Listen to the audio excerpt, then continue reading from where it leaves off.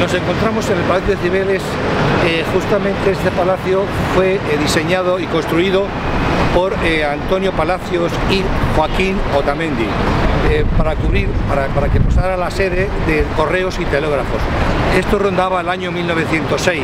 Luego, posteriormente, ahora mismo están las dependencias del ayuntamiento, tiene una sala de exposiciones, tiene también un auditorio, tiene una sala de lectura, hay restauración, quiero decir que está muy completo. Pero nosotros aquí lo que nos atrae hoy es precisamente presentar 70 obras del coleccionista Juan Antonio Pérez Simón, que la vamos a ver a continuación. Es un poco el aperitivo para lo que puede ser posteriormente en el espacio cultural de la Serrería de Bélgica, aquí en Madrid, donde va a tener la exposición mucho más importante y fuerte. Hasta ahora. Nos encontramos en la exposición de Juan Antonio López Simón y bueno, es una obra muy completa, nos ha traído cerca de 70 obras, pero todas ellas de grandes maestros. Decir que es un empresario mexicano de procedencia de Asturias. Él marcha muy pequeño a México con su familia y bueno, pues allí llegó a coger mucha fuerza económica por las empresas que desarrollaba. Bueno, empezó comprando reproducciones de arte en los museos del Louvre, del Prado, y bueno, estas reproducciones, como era tanto lo que a él le gustaba el arte, las ponía en sus habitaciones para poder contemplarlas. Bueno, actualmente tiene más de 4.500 obras y tiene una colección de libros que superan los 60.000. Bueno, decir que hoy por hoy es el coleccionista privado más importante de España y del mundo, además.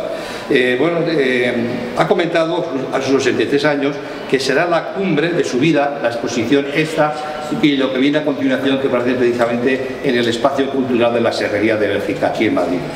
Y todo esto se encuentra muy satisfecho de que su obra, al final de su periodo, pues realmente pueda contemplarse. Es una ilusión que tiene el poder verlas precisamente y contemplarlas todo el mundo aquí en España y en el mundo. Bueno, decir que está presente en la vida cotidiana del arte, tiene que tener cierta sensibilidad para poder realmente apreciarlas y valorarlas y al final vincularla al día a día. Bueno, la exposición comienza con Lucas Granach, con su obra Caridad de 1537 y termina la exposición con una obra de Antonio López que él hace en el 2010 al 2015 y bueno, presenta en la Gran Vía con la toma de luz a las 7:30 de la mañana. Es una obra también que cierra un poco la exposición. Bueno, decir que esta exposición pretende únicamente que el espectador pueda apreciar la influencia de los grandes maestros, así como la evolución de la pintura en 500 años. Bueno, pues ya vamos a dar comienzo porque tenemos aquí a grandes personas que muy metidas en el mundo del arte, que precisamente van a comentar su estado de la exposición. Contamos precisamente con don Tomás Paredes Romero, que le damos la bienvenida. Buenos días Tomás, ¿cómo te encuentras? Bueno, decir que Tomás es licenciado en Derecho, estudia Historia y Arte y Historia Antigua, decir que fue presidente de la Asociación Española de Críticos de Arte durante muchos años, escribe en muchos periódicos, y en la actualidad es presidente de la Asociación de Críticos de Arte de Madrid. Bueno, pues vamos a empezar un poco ya con las preguntas, porque es muy ducho y es muy entendido en arte y esto nos va a dar un barniz, unas pinceladas que al final vamos a entender mejor precisamente esta exposición. Bueno, Tomás, lo dicho, bienvenido. Es un honor tenerte con nosotros. Sí. Bueno, te voy a preguntar, ¿qué importancia tiene el coleccionismo en el mundo del arte? Pues yo creo que es como el sol para la luz, es decir, si no hay coleccionismo es muy difícil que se pudiera conservar el arte. El coleccionismo, pues, ¿qué es? Dice el diccionario que es unir, formar un conjunto de cosas, un conjunto de cosas. Y en el mundo del arte, pues, se remonta a la antigüedad, ¿no? Parece ser, quieren creer que la primera acción coleccionista fue la creación de la biblioteca. Yo creo que no, porque pero es cuando se empieza a fraguar el sentido de la palabra que hoy conocemos como coleccionismo. Empieza el coleccionismo de la iglesia y de las grandes familias. Luego llega, se sigue haciendo y hasta el siglo XVI y XVII, cuando se pone de moda el acto de coleccionar, ¿no? Simplemente nosotros tenemos que volver la mirada atrás y pensar que hoy, sin el afán coleccionista de Carlos V, de Felipe II, de Felipe III, de Felipe IV, el Prado no existiría, ¿no? Es decir, Velázquez es un gran pintor, pero si no tiene alguien que le compre sus obras y que haga no sé cómo va y cómo va a progresar. La importancia del coleccionista, es decir, el coleccionismo es más importante que el Ministerio de Cultura. ¿Por qué digo esto? ¿No? Porque hoy hay un coleccionismo público y un coleccionismo privado. El coleccionismo privado siempre es el que ha estado propagando, alentando esa pluralidad que el arte tiene, porque siempre que se hace un coleccionismo público, pues la mayoría de los museos pues son clónicos, se hace lo mismo, hay ya media metodología, lo vemos hoy, no hace falta irse más atrás, ¿no? Y luego el coleccionista tiene una faceta muy sutil, pero que es muy importante, que es la de que va escribiendo la historia sin mediar la palabra, es decir, va recuperando la historia para que otros estudien. Muy bien, pues pasamos a la siguiente sala y seguimos comentando. Nos encontramos en la sala de los maestros antiguos y bueno, Tomás, dinos un poco cuál es el papel del mecenas. Pues bueno, en principio yo creo que el diccionario de la lengua dice que mecenas es aquel que patrocina el arte, pero yo creo que creo que la definición es muy pobre y que hay que hacer una distinción entre mecenazgo y patrocinio. El patrocinio es aquella ayuda que se hace esperando siempre una recuperación, una respuesta económica o social o como sea, y el mecenas no espera ningún tipo de respuesta, está haciendo una labor porque lo considera pues complementario a lo que hace en su trabajo, ¿no?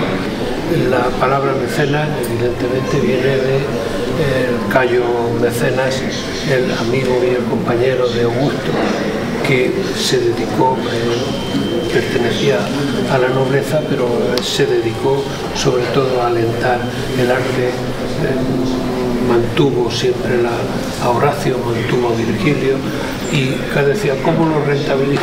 Cuando Mecenas se encuentra con Marco Antonio, se hace compañero de Virgilio, de Varo, de Tuca, de Horacio.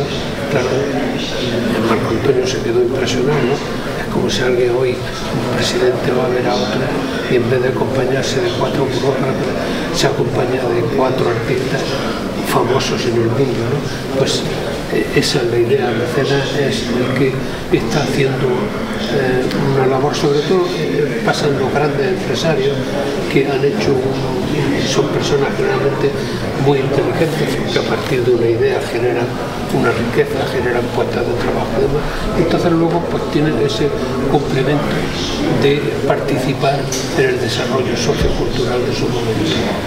O sea que realiza una labor extraordinaria, ¿verdad? No cabe duda. Y además sin esperar nada a cambio, lo hacen porque creen que tienen que participar en esto, y luego que haya una recuperación, que haya una admiración, pues generalmente a través del tiempo, porque luego pues todas estas grandes mecenas hacen unas colecciones que al final acaban en espacios públicos y nadie luego se acuerda de cómo se generó esa colección o que se hizo, ¿no? Pero fue la labor de una persona sin esperar nada a cambio, simplemente. De lo cual se le da un valor añadido, no cabe la menor duda. Sin lugar a dudas. Vamos a continuar, vamos ahora a la sala de Alba Dama. Tomás, dinos a qué distingues la colección de Pedro y Simón. Bueno, tengo que empezar a decir que no conozco entera la colección, me aseguran que tiene 4.000 piezas, en fin, pero tengo que referirme a lo que veo, ¿no? Pues yo la definiría al principio como una voluntad denodada de encontrar la belleza. y luego pues sobre todo un esfuerzo titánico de un industrial que tiene que meterse en un medio que admira pero que no conoce, y entonces pues, tiene que someterse a muchas pruebas para ir aumentando hacer su colección, ¿no? La palabra colección o coleccionista yo creo que siempre son las mejores noticias para el arte. El arte sin estos mecenas, sin estos coleccionistas, sería muy difícil que hubiera existido, no los de ahora, porque estas obras que son algunas antiguas del siglo XIX evidentemente ya vienen de un mercado del arte, ¿no? Pero alguien en su momento estuvo comprando esas obras y ayudando a que esas obras se produjeran. Yo la opinión que tengo es que realmente son obras de museo. Sí, ¿Tú lo consideras igual? El museo, la palabra museo es el espacio donde se concentran las musas, ¿no? Y está muy bien, claro. Luego el problema es darle una utilidad al tiempo presente, ¿no? Porque como han variado tanto las cosas, el concepto de arte, ¿no? Entonces hay que tener luego una capacidad grande de adaptarse al momento para no pasar desapercibido. Yo lo que sí observo también que es un poco la variedad en las distintas épocas de la pintura, ¿no? Desde los antiguos, pues pasando por los impresionistas, por los actuales. No, indudablemente lo que hay se ve una gran ambición de hacer algo, una idea completa, porque pasa desde la alta Edad Media hasta hoy, pues pasa por todos los movimientos, ¿no? Que han existido. Entonces eso es muy ambicioso, ¿no? Porque a estas alturas pues, es muy complejo y incluso de algunos de esos movimientos es muy difícil adquirir o tener una obra. Muy bien, pues nada, pasamos un poco a las vanguardias. Tomás, ¿qué destacarías de esta colección y qué echarías en falta en esta colección? Bueno, pues lo primero que destacaría es ese, lo he dicho, es ese denodado lucha por ir detrás de la belleza y conseguirla, ¿no? Y luego pues la ambición de cumplir todos los medios, ¿no? Y respetar la pluralidad del arte. Cuando antes decía que el coleccionismo privado y el coleccionismo público son diferentes, es que es el coleccionismo privado el que mantiene la pluralidad del arte, porque uno compra, gasta su dinero y compra lo que le gusta, unos figurativos, otros abstractos, otros realistas, hiperrealistas. Sin embargo, cuando se llega al coleccionismo público, pues ahí ya hay ideología, hay factores, hay amigos, hay posiciones que se quieren mantener, entonces se desvirtúa mucho.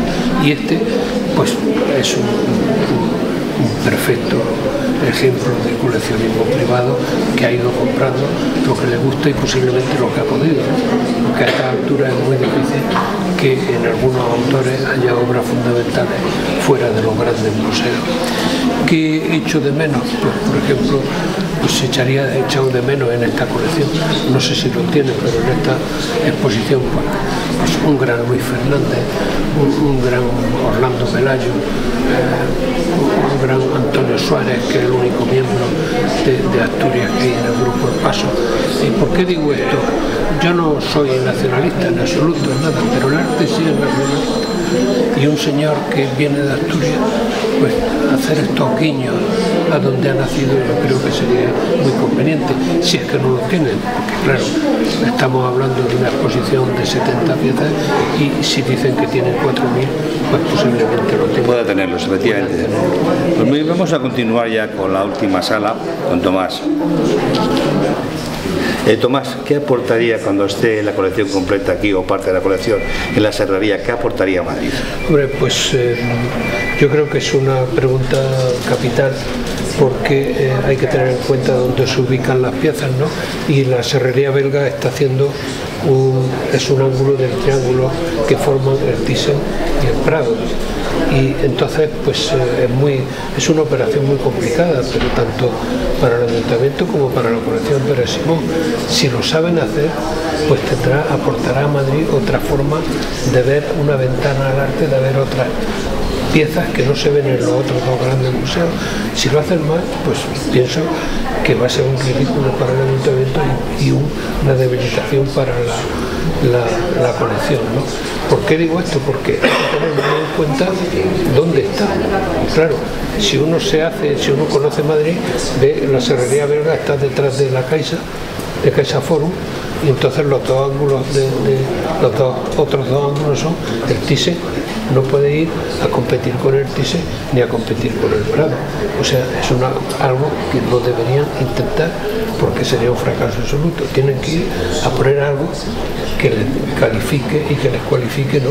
Y que no tenga la misma entidad que tiene esto, ni buscar lo que tienen los demás. Pero pienso también de que realmente la obra que dispone Pere Simón son obras que ni están en el Prado, tampoco están en el Thyssen, por lo tanto ya es una novedad, ¿no? Por eso estoy diciendo que depende de qué tipo de selección hagan y de qué cantidad de piezas pongan. Por eso digo que es muy difícil, ¿no? Por ejemplo, hay un caso flagrante, que es las colecciones reales. Se ha hecho un museo de las colecciones reales y bueno, yo creo que todavía no ha despegado y ya lleva un tiempo. ¿Por qué? Porque yo creo que está mal planteado. Un edificio maravilloso, en un lugar maravilloso, sin embargo con un contenido que no atina a saber lo que es. Es muy importante ser muy riguroso y contar con lo que tienen enfrente para no competir con nadie. Es decir, esta colección, ¿para qué quiere competir con Velázquez si tiene el Museo del Prado los mejores Velázquez que existen en el mundo? Es verdad. Tiene que poner pues otra cosa que en estos museos no esté y que sea un complemento de nosotros. Yo estoy convencido que sin perder su identidad. Sí, no cabe duda. Te digo que es un suma más al arte tener obras nuevas aquí en Madrid. Hombre, que la gente lo puede valorar. Sin lugar a dudas. Por eso digo que tienen que ser rigurosos y no querer competir, sino querer mostrar lo que tiene, la entidad de lo que tiene. De acuerdo, Tomás. Bueno, muy agradecido que este sea mi programa de arte y cultura y bueno, seguimos viéndonos en próximas inauguraciones. Un placer, Tanto gracias. Tenemos con nosotros a Consuelo Chacón, bueno, pues he de decir que es la presidenta del MAC, del Museo Florencio de la Fuente, que ya es importante, y aparte de ser artista también, pintora, pues también es una artista muy completa, multidisciplinar, y bueno, nos va a hablar precisamente de una obra muy interesante de Lescat, que nos va a hablar ella con profundidad y conozcamos un poco también en qué se basa este artista. Bueno, bienvenida. Muchas gracias.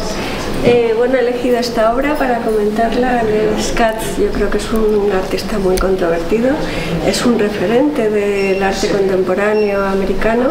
De hecho, se ha dicho de él que también que es un precursor del arte pop. Y bueno, la realidad es que es un artista con muchísima personalidad. Él comienza a trabajar en los años 40 y decide trabajar de una forma figurativa, cuando el arte figurativo en esa época estaba totalmente pasado de moda. El arte que se estaba haciendo en América era el expresionismo abstracto. Después de la Segunda Guerra Mundial, la realidad es que los artistas, después de esta terrible tragedia, deciden meterse en sí mismos, deciden huir de la realidad, ser muy subjetivos, sacar todo lo que llevan dentro, y Lescat pues va contracorriente y decide hacer todo lo contrario. En realidad el arte de Lescat es muy superficial, el arte de Lescat elude la subjetividad. Y bueno, pues esa ira contracorriente realmente es parte de su personalidad, ¿no? No se siente realista porque los realistas tampoco se sienten cercanos a él no se siente abstracto y lo que quiere es continuar con una figuración pero modernizarla. Le atrae mucho los grandes formatos del expresionismo abstracto y decide hacer una pintura figurativa con grandes formatos. Estos grandes formatos no solamente son influencia de los artistas expresionistas abstractos, también es influencia de las vallas de publicidad, tiene influencia del cine y sobre todo viaja a Europa y ve los grandes artistas del Louvre, Veronés, el barroco, esos grandes formatos, y él decide que su pintura figurativa va a ser igual, va a ser de grandes formatos, porque entiende que en los grandes formatos un artista se mete dentro del cuadro. Comienza a trabajar a partir del retrato y el retrato pues realmente no va a ser una continuidad de lo que ha sido el retrato hasta este momento. El retrato para Lescat tiene que ser algo objetivo, lo trabaja como si fuera una pintura abstracta. Huye del retrato clásico, que ha sido un retrato en el que se buscaba la personalidad del modelo retratado. Lo trata pues como si fuera una pintura abstracta, exactamente, con planos, un fondo neutro, un fondo casi abstracto, planos de color, hay una figura, pero la figura no hay una subjetividad, es un elemento más. Y tampoco existe el tiempo en los retratos de Lescat.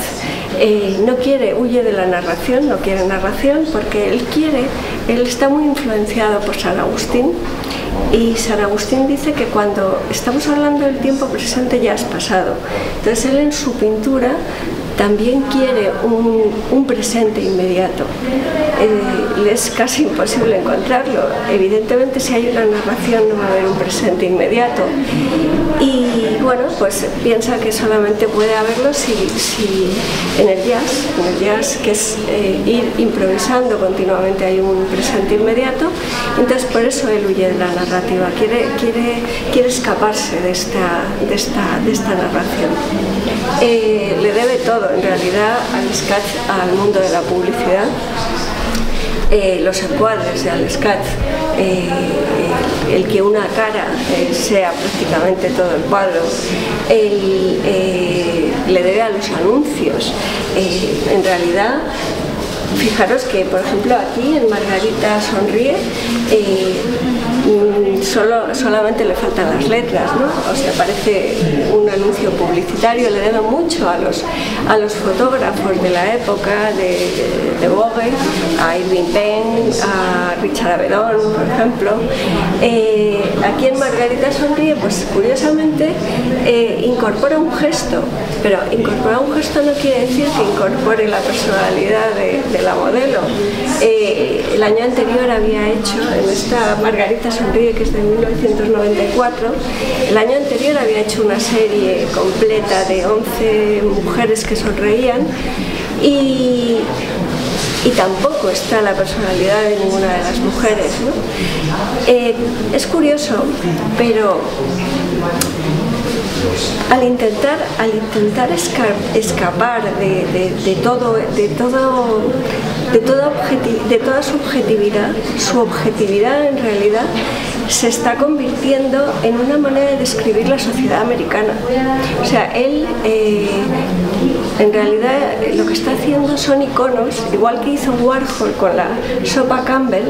Él está haciendo iconos de la sociedad americana contemporánea de su época, ¿no? Está creando como arquetipos.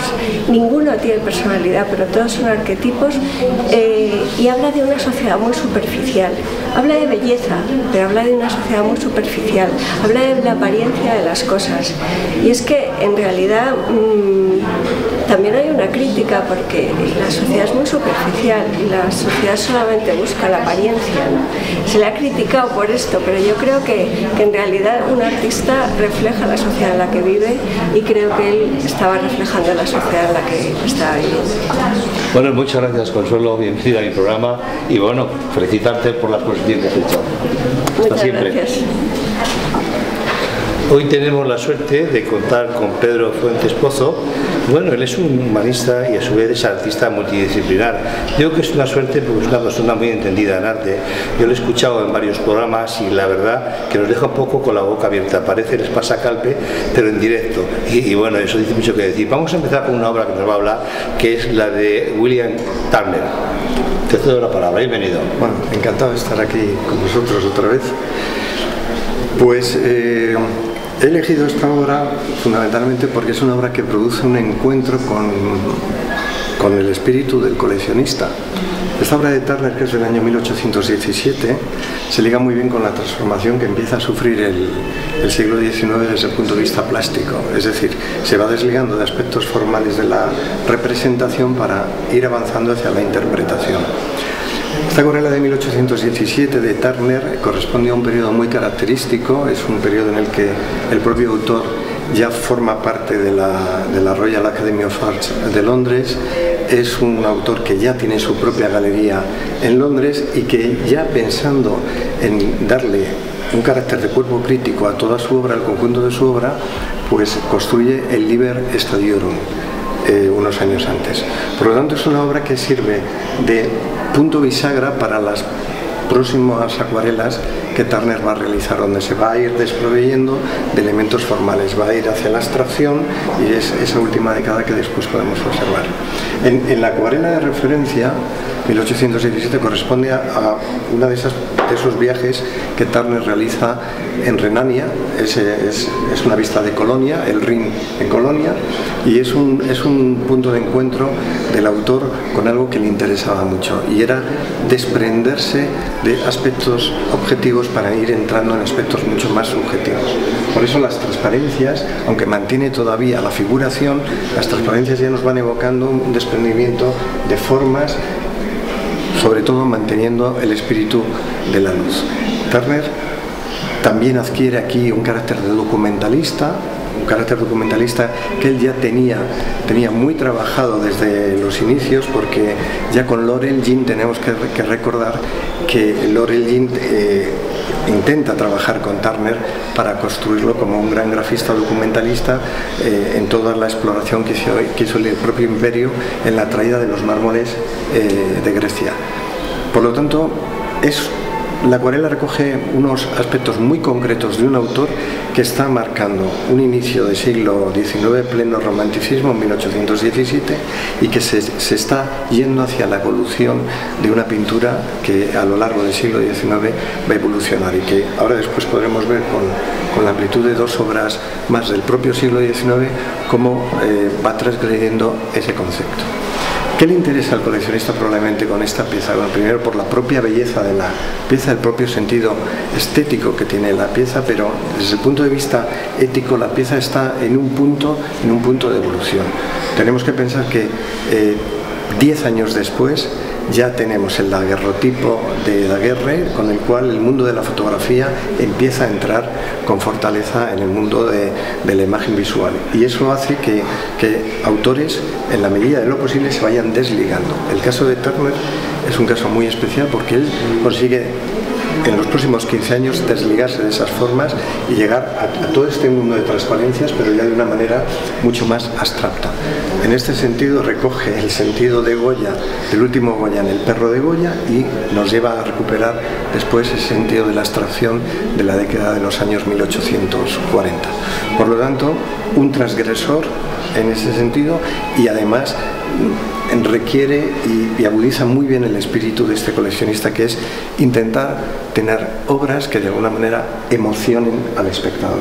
Y Turner desde luego supo emocionar en un contexto crítico complicado.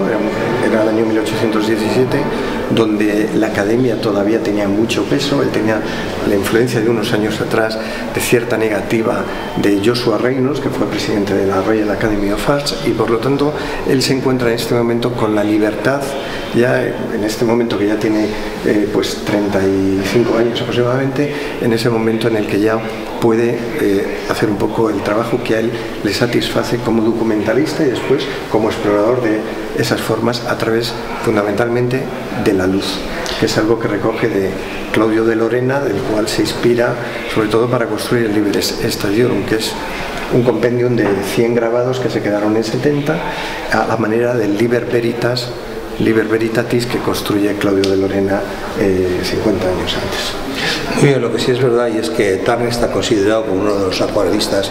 Es un artista muy cotizado y muy apreciado y valorado en Inglaterra.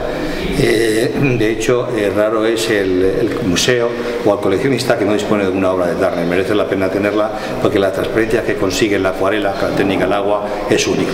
Vamos a continuar con más cosas. Sí. Muy bien.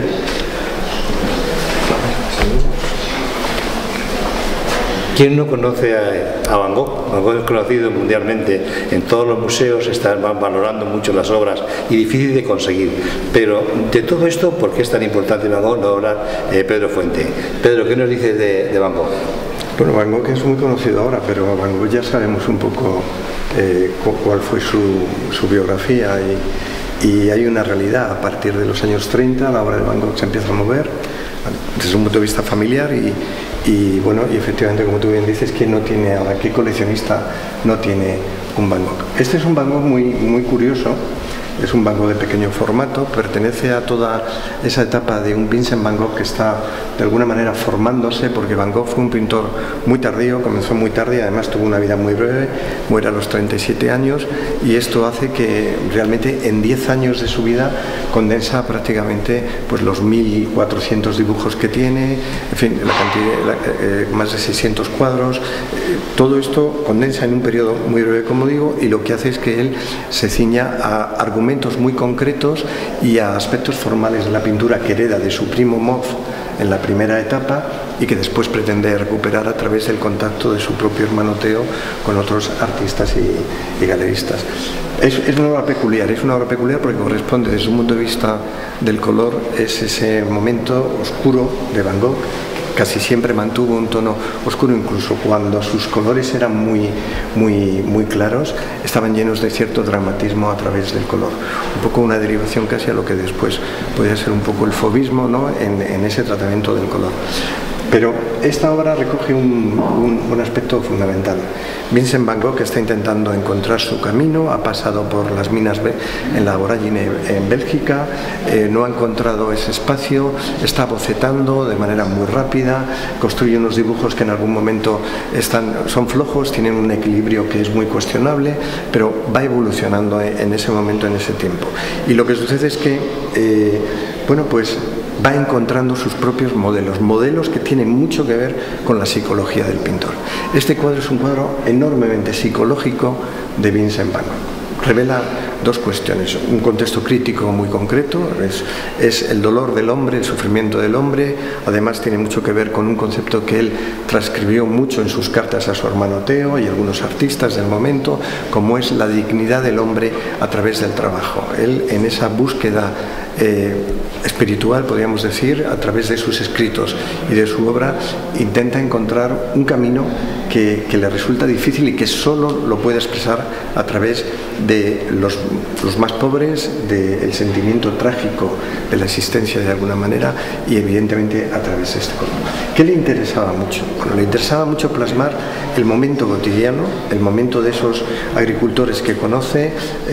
En definitiva, este cuadro, con todos los bocetos añadidos, revelan ese momento de esa obra cumbre de ese primer periodo de la época de Van Gogh, que es los comedores de patatas, que ha dado la vuelta al mundo, ¿no?, y se ha comentado en muchos foros críticos.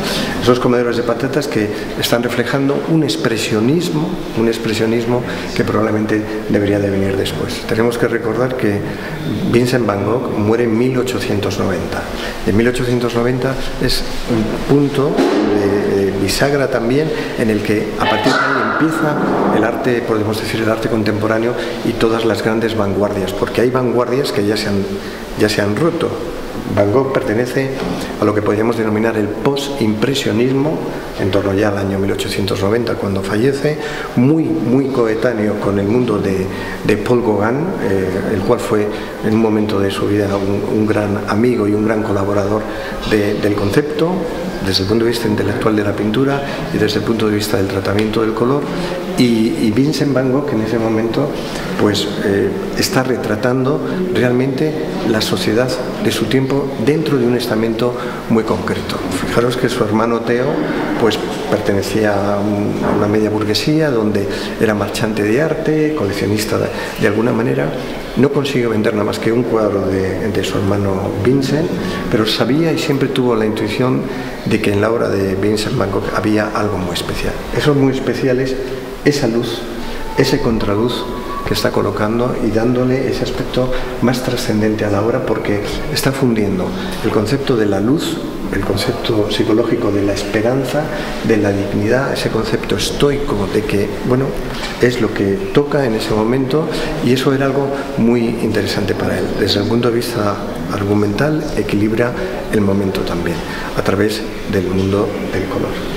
A mí me parece que es un cuadro muy transgresor también, porque está marcando un antes y un después en algunos conceptos de la pintura y de alguna manera abre la puerta a muchos de los autores y muchos puntos de la vanguardia que tenían que venir después a partir de inicios finales del XIX y principios del siglo XX. Bueno, un poco decir que este es una obra muy especial, porque precisamente Van Gogh, cuando ve su pintura, está llena de color, de un matérico, y bueno, aquí es un contraluz dentro de la oscuridad. Sí. Como tú dices, probablemente sea la transición, el momento del cambio, que él va a permitir un cambio importante, ¿no? Pero fíjate que vuelvo a insistir que es muy colorista en algunos de sus cuadros, sí, pero es un color muy dramático al mismo tiempo. Entonces ese drama que mantiene, incluso en una paleta más cálida, es el mismo drama que mantiene aquí. La noche estrellada, por ejemplo, o los mismos girasoles. La sensación psicológica que tiene Van Gogh a través del color, de la soledad, de ese viajante que está intentando buscar un camino, tiene mucho que ver con la tradición clásica. Todos estos autores, el mismo Turner, claro, se aunan a ese modelo de la tradición clásica donde están expresando conceptos que son absolutamente universales. Eso es lo que hace y lo que hizo posible que la obra de Van Gogh, que cuando fallece pues queda de alguna manera arrinconada, después tuviera una proyección enorme y pudiera salir a flote como salió, porque tiene un carácter absolutamente universal. Entonces ese colorismo, efectivamente, que tú dices, pues revierte también en un aspecto de enorme soledad, un enorme aislamiento, que era el que él, en la misma Casa María, por ejemplo, cuando pinta los girasoles, cómo se sentía, y luego la propia vida personal que tuvo. Es decir, con Paul Gauguin pues llegó un momento en el que lo consideraba su mejor amigo, eran confidentes desde el punto de vista intelectual, desde el punto de vista artístico, compartieron momentos, compartieron casa, pero había cosas que Gauguin, por ejemplo, no entendía respecto a Van Gogh, porque no entendía la psicología de Vincent Van Gogh, que era de alguna manera muy distinta a la de Paul Gauguin, y venían de mundos distintos. Ahora cuando veamos la obra de Paul Gauguin pues comentaré también, pero una vez más en esta colección de este coleccionista vuelve a revelar ese sentido de la emoción, cuadros que emocionan al espectador y lo emocionan a través de los componentes objetivos y subjetivos, porque no cabe duda que cuando uno se queda un rato delante del cuadro de Vincent Van Gogh va descubriendo que ahí hay mucho más, y fijaros que hay un leve motivo de color en estos naranjas, ocres naranjas que aparecen aquí, y la luz, y no tiene mucho más. Con un dibujo todavía se podría decir pues algo defectuoso, porque es un tema que está presente en la obra de Van Gogh, pero que va avanzando, bueno, en el tiempo y transgrede el asunto, porque llega un momento que el dibujo quizás deja de ser tan importante, no solo para él, sino para las propias vanguardias que después llegaron, y entramos en otros parámetros de color y de deformación, sobre todo de la realidad, de la representación. Nos vamos a la interpretación. Van Gogh aquí no quiere captar ese elemento de una mujer sentada en una silla, no, quiere captar una emoción y una sensación, esa soledad, ese encuentro íntimo a través del contraste y el juego de la luz y el color. Muy bien, vamos a pasar a la siguiente obra, Pedro. Hablamos de Paul Gauguin, es una obra muy importante, muy fuerte, y que está en esta exposición precisamente. ¿Sí? ¿Qué nos aportas como cultura en el arte? A ver. Esta pieza es del año 1886. A ver, Gauguin tiene una historia algo paralela a Van Gogh, pero en el fondo muy distinta. Gauguin también le sucede lo mismo, lleva muy poco tiempo dentro del mundo del arte, siendo artista. Gauguin viene de Londres, viene de su trabajo en bolsa, etc. Y llega un momento que se desliga de todo eso y de una manera también tardía, son los dos pintores probablemente más tardíos que conocemos, se ligan al mundo del arte, en una etapa en la que estamos hablando del posimpresionismo. Gauguin había asimilado algo que Camille Pissarro le explicó muy bien. Camille Pissarro fue el introductor de Gauguin en el ámbito de los impresionistas, de los pintores impresionistas. Y conoce a Van Gogh, además, cuando permanecen en Ponaven juntos, y establecen una estrecha amistad. Y ambos dos se dan cuenta de que de alguna manera, como ellos no están sujetos a toda la norma del mundo del arte desde el punto de vista de la autoridad. ¿Qué significa? Que fueron por libre, tanto Vincent Van Gogh como Paul Gauguin fueron por libres. Y al ir por libres, Gauguin asume algunos elementos dentro del mundo del arte, como es los contextos críticos de ese momento. Por eso esta pieza, por ejemplo, tiene algunas partes puntillistas, incluso se aprecia algo del divisionismo, pero lo que sí ya se empieza a apreciar es la distinción de planos de color que Paul Gauguin después, en unos años posteriores, ya va a ser el distintivo de su obra, sobre todo cuando ya abandona y se va a la Martinica, etc. Entonces, en ese concepto volvemos a estar en lo mismo, ante una pieza enormemente emocionante desde el punto de vista del color y desde el punto de vista de la psicología del argumento y del propio autor. Fijaros que volvemos a estar en un mundo de la tradición clásica. Gauguin lo que pinta aquí es lo que él entiende como un paraíso perdido, el paraíso perdido de Milton, es decir, esa sensación de algo que él estaba reclamando y que precisamente le hace abandonar su contexto tradicional, ese mundo urbano, y abandona para irse lejos, como decía Thomas Hardy, lejos del mundanal ruido. Y este es el cuadro de Paul Gauguin. Después está planificado desde el punto de vista de la estructura, bueno, muy clásico en su estructura, muy al uso de la pintura impresionista de ese momento, pero con una paleta de color que era donde sustancialmente difería de ese universo psicológico de Van Gogh, donde Van Gogh entendía la vida en esa dignidad del hombre a través del sufrimiento, ese estoicismo, la adversidad. Y Gauguin lo tenía muy claro: adversidad no, yo ya no quiero más adversidad de la que he tenido, he estado sometido a un universo que no me gustaba, y yo necesito libertad, necesito expandirme y necesito poder trabajar. Y para poder trabajar empieza a reflejar todos estos encuentros, como veis. Bueno, esto es la iglesia de Pont-Aven, año 1886, y es una puesta en acción, una puesta en escena del campo en Lilón en ese año 1886, con esa luz que tiene la Bretaña y con ese conocimiento del color que él va adquiriendo, porque creo que Paul Gauguin va adquiriendo el conocimiento del color poco a poco. Si Turner, en el cuadro que hemos visto, lo había adquirido desde dos planos distintos, con Claudio Lorena y con la teoría del color de Goethe, cuando establece ese universo teórico de la teoría del color, Paul Gauguin lo va poco a poco intuyendo, analizando con la ayuda de sus amigos pintores impresionistas, sobre todo con la ayuda de Camille Pissarro. Aquí hay mucho de Camille Pissarro en una pincelada puntillista en muchos de los momentos, aquí podemos ver, y luego ya tenemos que entender que va marcando los planos de una manera muy clara a través del color. Un plano, el otro plano, el otro plano, el otro plano, el otro plano, el otro plano. Algo que hacen los impresionistas, en algún otro cuadro lo podemos ver, pero él ya de alguna manera lo estructura de una manera mucho más geométrica. Probablemente en este sentido empezaba a tener alguna influencia ya de alguna cuestión de Paul Cézanne, pero ya se va aislando en ese campo que después pasan a ser planos absolutamente de colores en la obra posterior. ¿Qué es lo que revela desde la psicología el cuadro?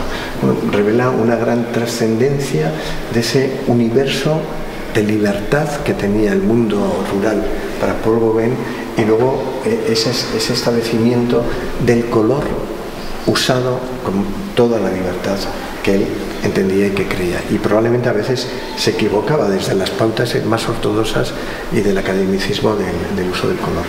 Pero no cabe duda que lo que hace que este cuadro sea una enseña considerable dentro de esta exposición es, una vez más, la emoción que puede desprender el cuadro ante el espectador y el carácter de libertad que tiene en sí el propio cuadro.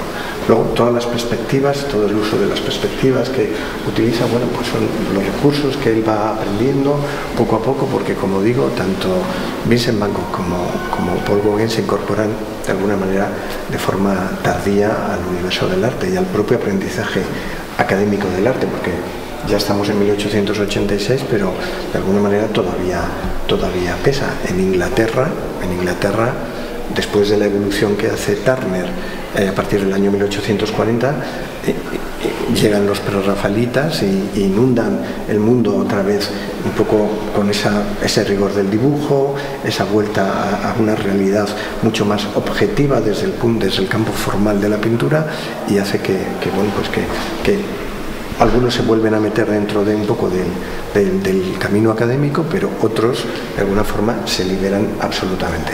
La temprana muerte de Paul Gauguin, un poco 10 o 12 años después de la muerte de Vincent Van Gogh, hace que también Gauguin pues tuviera un camino mucho más reducido, y de alguna manera lo que hizo hecho está, y eso marcó una pauta. No sabemos después hacia dónde habría evolucionado a partir del año 1902, ¿no? pero evidentemente se quedó anclado en ese momento, y como digo, lo evolucionó hacia los planos de color, que es absolutamente característico en el mundo de Gauguin. Lo que sí es verdad que rompe un poco con los cánones normalmente de dibujo, lo que se hacía anteriormente. Sí, absolutamente. Los impresionistas dan un cambio total, y yo creo que nos traslada a otra, digamos, etapa diferente del mundo del arte. ¿Lo consideras así? Sí, pero no solo impresionistas, es que ellos ya trascienden, porque ellos están dentro ya del post-impresionismo. La ruptura impresionista aparece, el preimpresionismo de Manet ya nos aparece en torno a 1860. En el 67 estamos ya en ese concepto, y rápidamente el modelo clásico impresionista, por decirlo de alguna manera, va evolucionando. Entonces, él tuvo la suerte, bajo el punto de vista, la gran suerte que él tuvo es que Camille Pissarro pensó que aquí había algo importante, y que de alguna manera le ayudó a encontrar un camino, y él se apoyó mucho en Camille Pissarro, que apreciaba sobre todo en los primeros momentos, y eso evidentemente es una pauta, porque Camille Pissarro fue uno de los fundacionales del impresionismo, y entonces pues eso le marcó un poco la pauta. De la misma manera que a Vincent Van Gogh, la entrada con su primo Moff al principio, que lo tenía absolutamente enmarcado en un academicismo de, el yeso, la escayola, coges, dibujas, no te salgas de esa circunscripción. Es curiosísimo. Vas al Thyssen y te encuentras un cuadro en la misma sala de Moff y de Vincent Van Gogh, y después de 150 años Moff es pintor de segunda fila o de tercera fila, y Vincent Van Gogh es absolutamente... Son esas cuestiones de providencia, como decía Hamlet, o de destino, a las que luego evolucionas, pero yo creo que la evolución es que se atrevieron a transgredir, y al transgredir marcaron una emoción, porque si no hubiera habido emoción en lo que plasmaban, probablemente se hubiera quedado en un carácter no universal y no hubiera alcanzado. O sea que el color, es importante, y al final hemos visto mucha obra posimpresionista de todo tipo, francesa, alemana, etcétera, española menos, pero te das cuenta que el autor se tiene que atrever. Y en esta exposición hay mucho atrevimiento de los propios autores, muchos de ellos. Hay un Waterhouse por ahí fantástico, y el mismo que se ha explicado antes de al Scrap, pues exactamente igual. Tienes que atreverte a transgredirlo, y probablemente si mantienes ese espíritu, pues lo consigues. Y una vez más, el tema de la luz. El tema de la luz, eso es una herencia muy clara de sus primeros contactos con los impresionistas, y está muy presente en el cuadro, pero ya va rompiendo y luego va mezclando, porque aquí, como alguno le decía, pues es que pretendes hacerlo todo en el mismo cuadro. ¿Y qué hicieron las vanguardias? ¿Qué hizo Picasso después? Todo en el mismo cuadro, y para hacer eso solo hay un camino, y es construirlo y después destruirlo y volverlo a hacer. Muy bien, nos has transmitido mucha emoción. Yo creo que no tenía ningún problema de tenerlo en tu salón este cuadro, ¿no? Ni este ni alguno más. Pero nuestros pisos no son tan grandes, no puede darnos todo el museo este. No me quejo, quiero decir que sí, no estaría mal. Es una colección, el Cézanne mismamente que hay es magnífico. Es una colección muy medida. A mí lo que me sorprende es que es muy medida. Desde luego la elección de las 70 piezas que hay aquí están muy medidas, porque si coges la figuración, por ejemplo, fíjate, hablamos de Madrazo, en lo que es figuración, de Madrazo, tenemos a Boldini también, tenemos a Anglada Camarasa, tenemos al propio Zuloaga, hay un cuadro de Zuloaga, Julio Romero. Julio Romero, es decir, hay muchas piezas que van hablando de cosas que hablan mucho del coleccionista, esta exposición. Es un amante del arte, no te duda. Oye, Pedro, pues darte las gracias por estar en mi programa, como siempre. Como siempre. Muchas gracias por todo. Hasta siempre. Ahora. Hoy tenemos la suerte de tener nuestro programa y un poco nos va a hablar de las obras tan importantes que tiene esta colección de Juan Antonio Pérez Simón.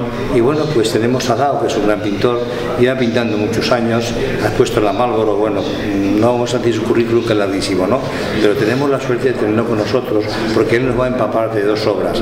Vamos a empezar con una de las obras de Rubens. ¿Qué nos cuentas de Rubens? Bueno, pues muchas gracias por tenerme en tu programa de nuevo.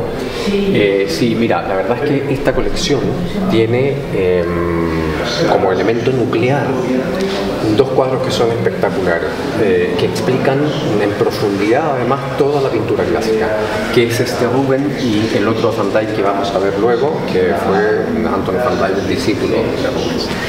Por ubicarnos en la trama de la historia de la pintura, digamos, en el hilado cronológico, Rubens nace en 1577, justo un año después de la muerte de Tiziano.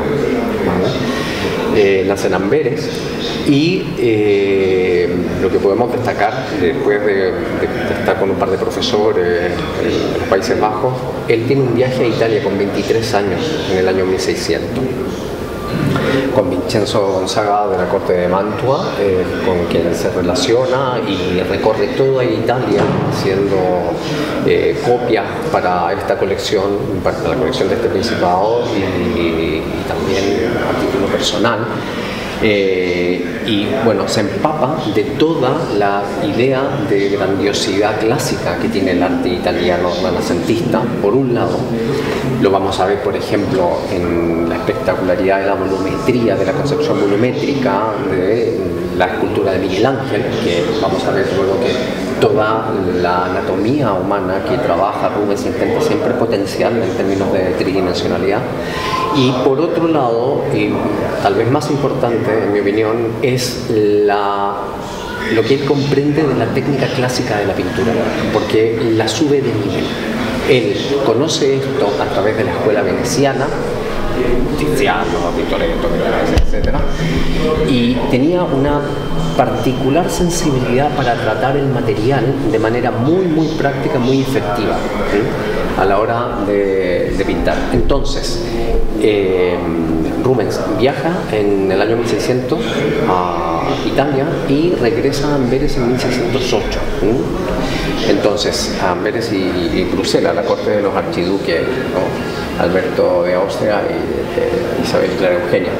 Entonces, la verdad es que él sale de Italia por problemas de salud de su madre y recorre 40 días a caballo. Cuando llega, la madre ya había fallecido y tenía la idea de volver. Pero, claro, las circunstancias en el archiducado en Bruselas estaban bastante favorables. Se firmaba en esos momentos la tregua de los 12 años. Los archiduques pensaban implantar un modelo de Estado católico, en fin, había un espíritu muy elevado. Entonces captan a Rubens como pintor de corte. Para ese momento él realiza el cuadro que hay en el Prado sobre los Reyes Magos, ¿no? La presentación de los Reyes Magos es justamente en esta época. Rubens se instala entonces además relacionado con los archiduques, pero en unas condiciones fabulosas, porque no lo obligan a trabajar en Bruselas, sino que lo puede hacer en su casa, en Amberes, y además no le cobraban impuestos por los alumnos que él pudiera captar. Entonces se arma de un taller y de una mecánica de trabajo del taller espectacular. Entonces él, aunque no fue demasiado bien aprovechado por los archiduques, pinta varios cuadros para ellos y se dedica a pintar también cuadros religiosos para algunas capillas archiducales. Y en ese contexto es donde nos encontramos con esto, que es un cuadro de la Virgen y el Niño con un rosario, ¿no? Entonces, metiéndonos ya de lleno en el cuadro, que es lo que nos interesa, vemos cómo lo que decíamos, toda esta idea de la representación volumétrica de la figura humana, captada a través de la cultura de Miguel Ángel, él intenta reproducirla siempre pensando de forma muy esferoide, todo lo que tenga que ver con las masas musculares. Y a propósito de la técnica, aquí hay una cuestión muy particular en este museo, que nos encontramos con un cuadro de Rubens que está pintado sobre tabla. Aunque él pintó sobre tabla y sobre lienzo toda su vida de forma indistinta, hay grandes cuadros sobre tabla, Sansón y Dalila, de la National Gallery de Londres, Las Tres Gracias del Prado, por ejemplo. El caso es que él hizo sus bocetos, que es donde se ve reflejada la pintura de Rubens de manera más espectacular.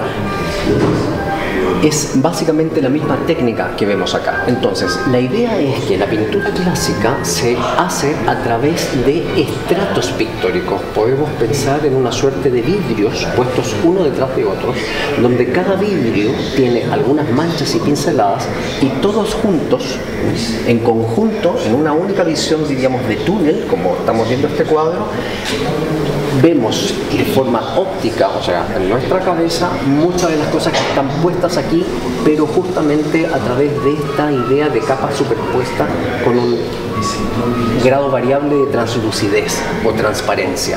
O sea, es una pintura de mezcla óptica, no mezcla directa, de mezcla de colores luz, no sería la mezcla subtractiva. Entonces, la idea siempre es que esta translucidez de la materialidad es lo que va construyendo el cuadro. Entonces, existen etapas muy definidas, muy claras en la estructuración del trabajo, que consiste primero en el dibujo. Rubens hacía muchos bocetos, entonces a veces los ayudantes de taller traspasaban estos bocetos al soporte. El caso es que una vez que está el dibujo puesto, se repasaban los perfiles con pintura líquida. Muchas veces se utilizaba calco. Es probable que este cuadro así haya sido realizado en el dibujo, lo vamos a ver luego con algunos detalles, como el dedo meñique de la Virgen. Bueno, entonces, una vez que tenemos el dibujo, se pasa a la fase de bosquejo. Antes del dibujo, estas tablas eran preparadas de una forma muy particular, porque prácticamente se ven en los cuadros de Rubens, y hay algún contado ejemplo, aparte de lo que se hacía en su taller, que se le daba a la tabla una mano de carbonato de calcio con cola animal, cola de conejo, y luego se le daba una o dos capas de pigmento, generalmente blanco de plomo con alguna tierra, y aceite. Ok, entonces los cuadros de Rubens dejan las estrías de las pinceladas de forma muy evidente.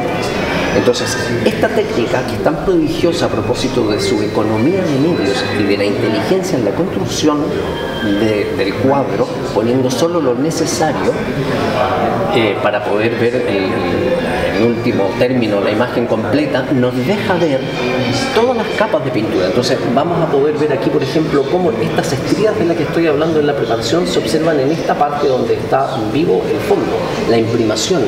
En muchos sitios relacionados con los límites de la forma se observa lo mismo. Ok, entonces te decía que una vez que se da esta imprimación, se hace el dibujo, pasamos a la fase de bosquejo. Y la fase de bosquejo tenía como propósito el plantear las grandes formas. Entonces, resulta que el carácter plástico del cuadro, la materialidad, los empastes, está íntimamente relacionado con las características físico-químicas del material.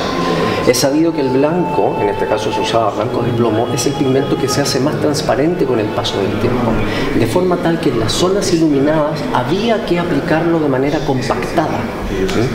Y por contra, en las zonas que son oscuras se puede pintar con pintura muy diluida.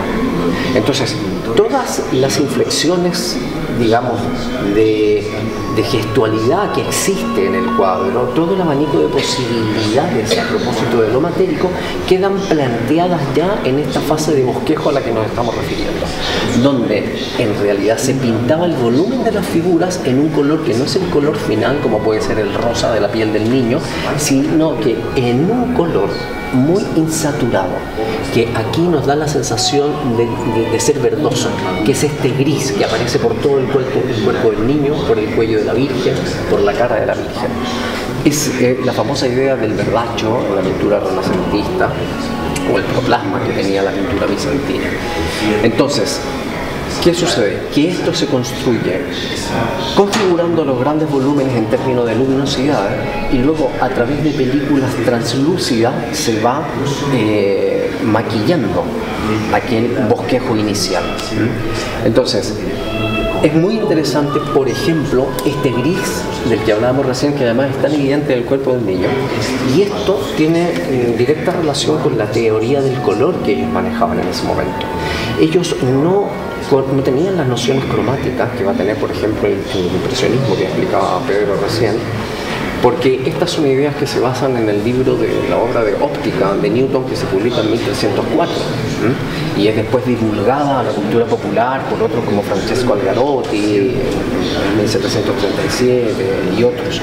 Entonces, ellos no alcanzaban a concebir la idea de colores prismáticos, estoy hablando del siglo XVI-XVII, no concebían la idea de colores prismáticos, pero por supuesto que se daban cuenta perfectamente de la cantidad de variaciones de matiz cromático que hay en la realidad.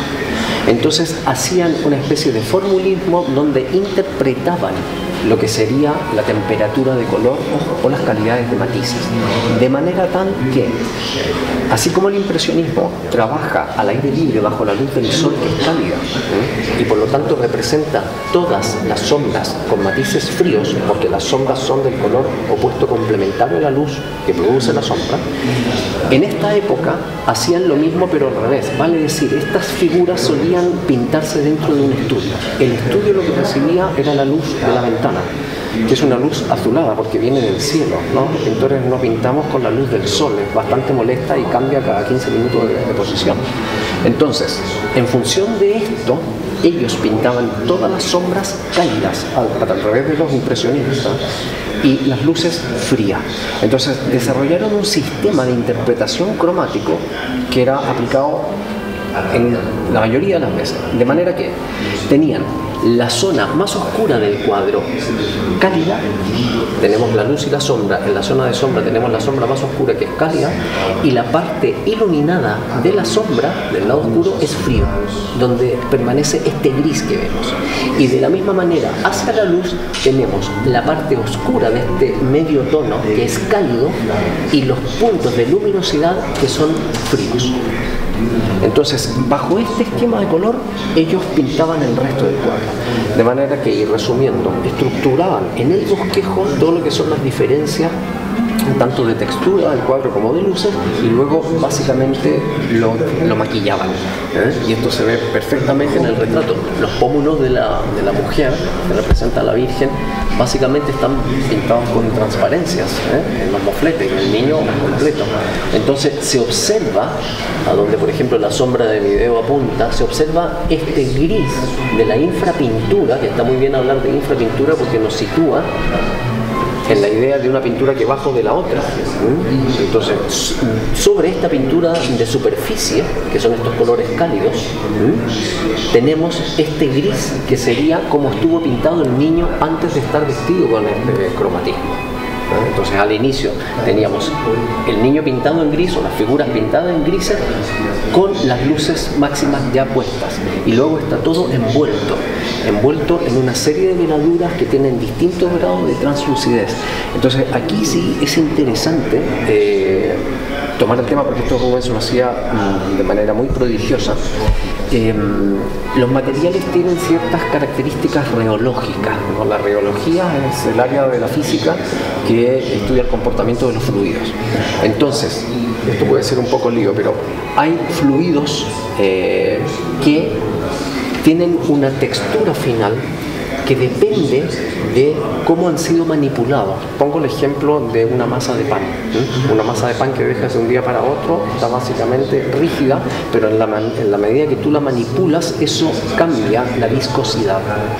Entonces tienes los fluidos newtonianos, como la leche o el agua, que tienen una viscosidad constante, y otro tipo de fluidos que su viscosidad depende de cómo los manipulen.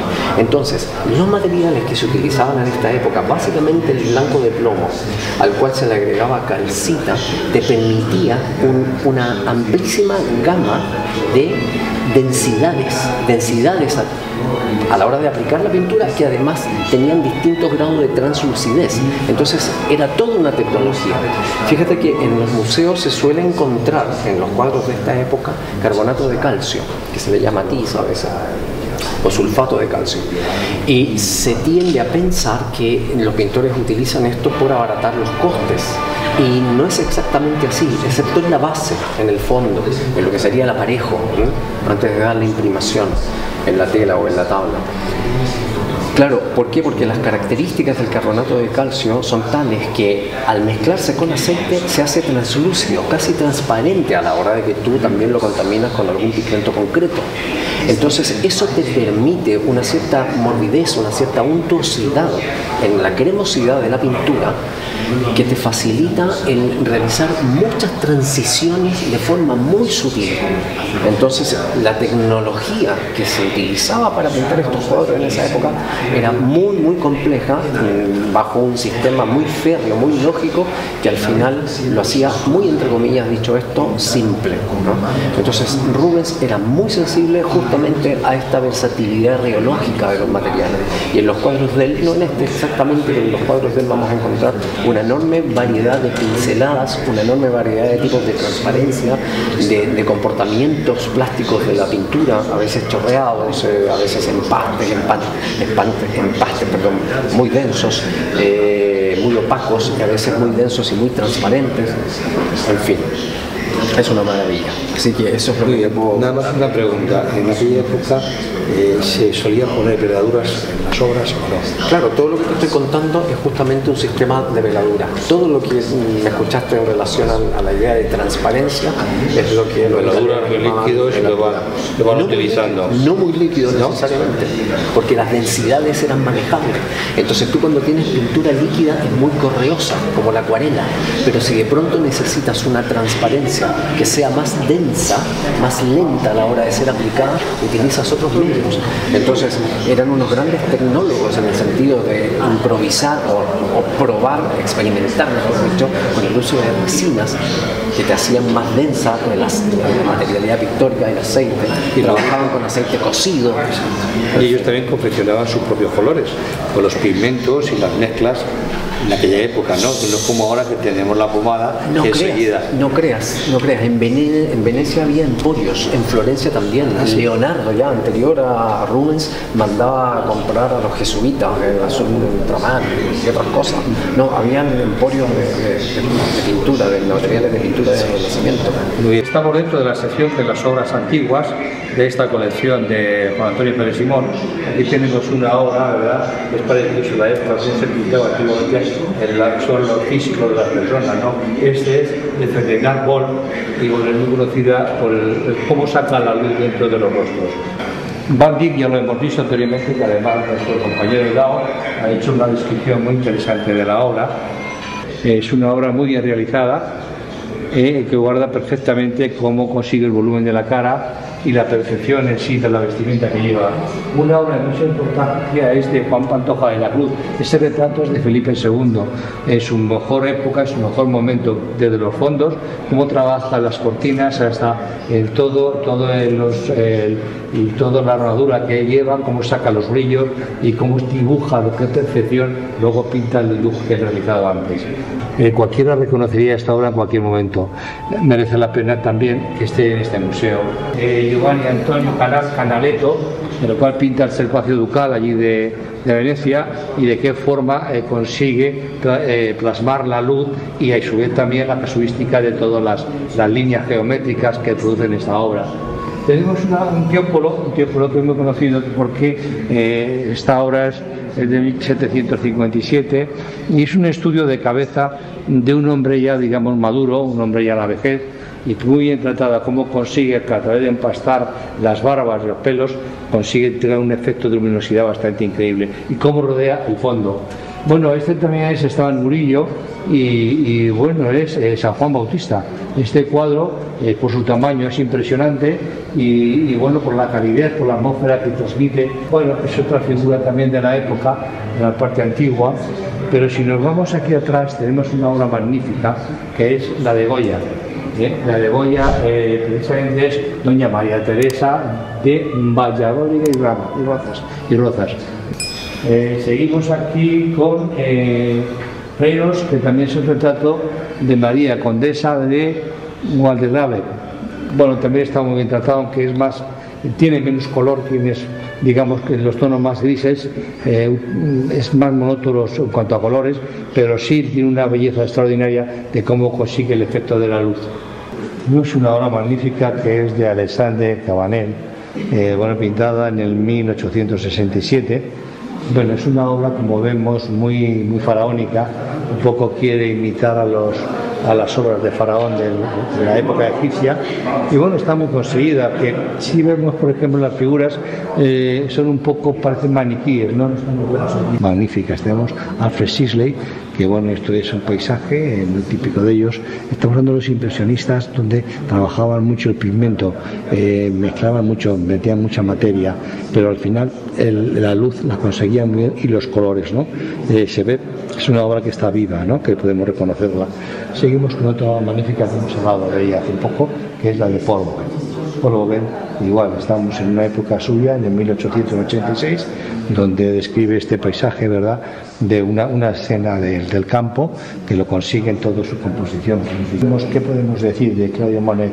Claudio Monet, pues esta obra está muy conseguida en esta gama de colores que realmente se funden y todo está en la misma gama y consiguen unos efectos muy interesantes, ¿no? Digamos que son obras realmente de Paul Cézanne, es otro de los impresionistas, y bueno, como vemos, su figura realmente no está perfecta, está un poco como abocetada, de tal forma de que al final no se ve, no hay nada claro, las caras no se podía distinguir de quién son, pero sí su forma en cuanto a la composición y el movimiento sí lo consigue. Luego tenemos otra de Julien Dupré, también está, digamos, aquí ya está mucho más trabajado el dibujo, la pintura, y cómo consigue dar pinceladas muy claras y muy concisas y muy limpias. Es una obra también magnífica. Tenemos esta obra de Adolphe Rougot, y bueno, esto es interesante porque es el amor psíquico, el amor, pero perdonadme, entonces Amor psíquico, sí, en 1899 es cuando pinta esta obra. Bueno, la figura aquí está muy trabajada, está muy hecha y muy lechosa, que vemos un poco las pinceladas, cómo se destacan, ¿no? También tenemos unas obras muy interesantes. Esta obra es un pastel de Rossetti, y bueno, está muy bien trabajada la figura, como está, es una figura como melancólica, ¿no? Pero esta mujer está muy bien hecha dentro de lo que es la gama de las tizas, como es precisamente el pastel. Está muy conseguida. Esta obra también es una obra bastante importante por el tamaño que tiene. Esta es de Edwin Long, y bueno, la reina Esther, de 1878. Entonces, ahí cómo está trabajado desde las figuras, las caras, cómo está trabajado el fondo. Están dentro de un palacio, y un poco como destaca la mirada y los poses que las figuras hacen, ¿no? Todo hace una composición muy importante. El tamaño que tiene también es bastante importante. Vamos a continuar. Tenemos ya en la sala de los retratos. Los retratos todos son magníficos, cómo trabajan las ropas. Estos artistas, este es de Thor, es de la época de Sorolla. Esto es de bueno, es impresionante, ¿no? De 130 por 98 centímetros, lo pintan en 1844, y bueno, está muy conseguido todas las telas.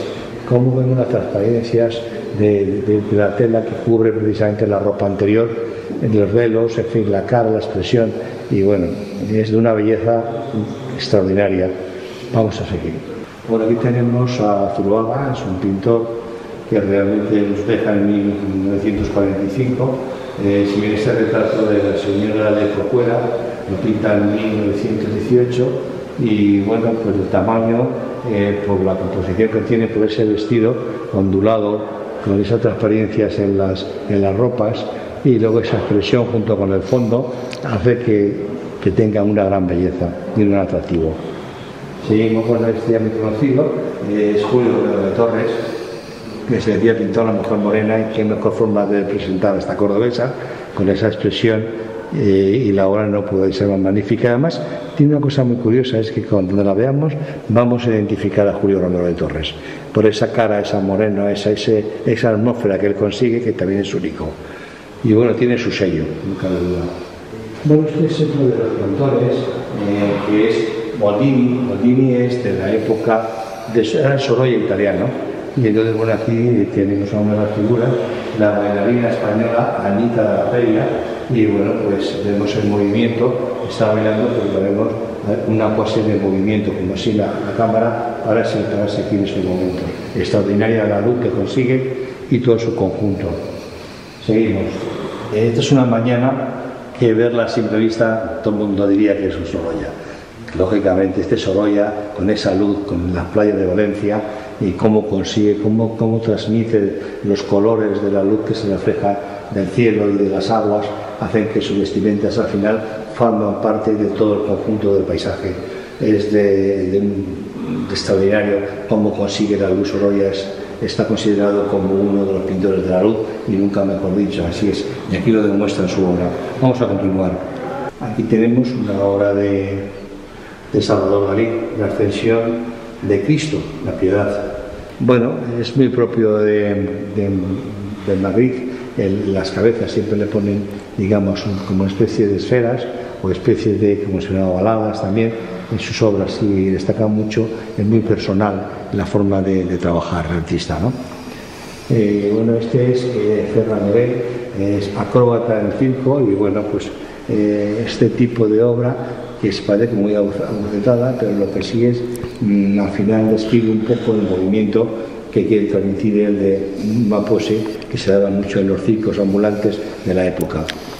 Este es Drag, que también La mujer con pincel, es una obra que marca junto con Picasso en la época, también dentro del cubismo, y bueno, que también tuvo una resonancia a nivel internacional.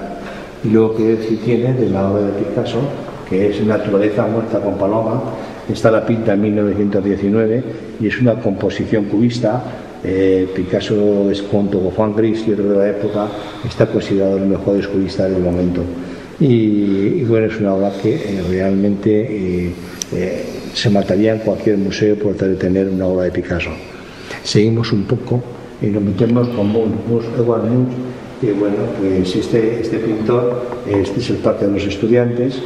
Bueno, es una forma de el grito, todo el mundo conoce el grito, pero bueno, las pinceladas y la forma de transmitir la pintura, pues se le identifica también muy bien, ¿no?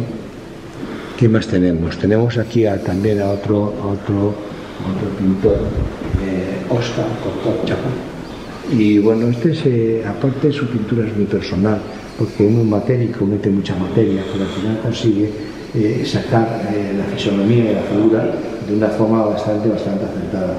Pero sí es verdad que la gran cantidad de materia que mete no es fácil de trabajarlo, y al final de un resultado en composición y en color, y bueno, como destaca la luz a base de meterle mucha pasta. Bueno, digamos un poco, vamos a terminar con una obra, vamos a terminar, nos queda ya poca obra. Esta es una de los pintores Rocco, que se habla mucho, que trabaja con veladuras, y entonces el color es la materia importante, que mezcla los colores con los blancos o los oscuros, que dan unos efectos que hace que su obra vibre. Vamos a continuar. Aquí tenemos a Manolo Valdés, Las Tres Gracias, que es una interpretación de un cuadro, precisamente Las Tres Gracias de Rubens, de San José del Prado, y bueno, lo pinta en 1990, y todo está muy empastado, tiene una cantidad de kilos, de alguna forma, de pintura, de pasta, pero al final el efecto y la interpretación que hace Las Tres Gracias se le identifica perfectamente. Además ya tiene su sello, trabaja mucho en este estilo. Luego tenemos a otro pintor mallorquín, que es Miquel Barceló. Dice que este cuadro denomina Biblioteca con Poe, lo pinta en 1983, y mete las dos cosas, la figura, pero tiene mucha materia, que hace al final que su composición rompa un poco con lo que se estaba haciendo también en esos momentos. Seguimos al fondo, ya terminamos un poco. Aquí ya hablamos de antes, que nos habla la pintora Consuelo, y bueno, es un tamaño grande, y bueno, pues es un poco, tiene mucha masa de color, pero también es como muchos planos, ¿no? Lo he dicho ya lógicamente de Alex Hart.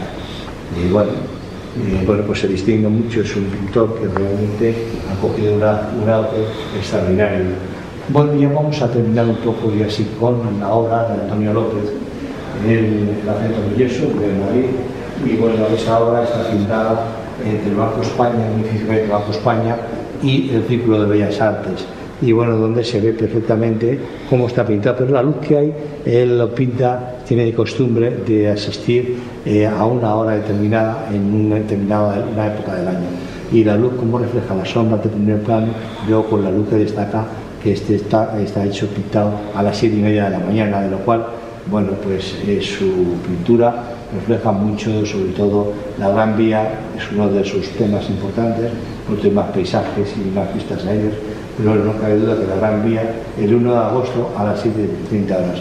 Y le dejamos aquí decir una frase que decía Juan Carlos Pérez Simón, decía que con él se dio largas horas con este pintor y que sacó una conclusión, que es el pintor más humilde que él ha conocido en persona y que verdaderamente es así, que eso lo hace más grande. Y damos por terminado un poco el reportaje, que está al gusto de todos nuestros oyentes. Hasta ahora.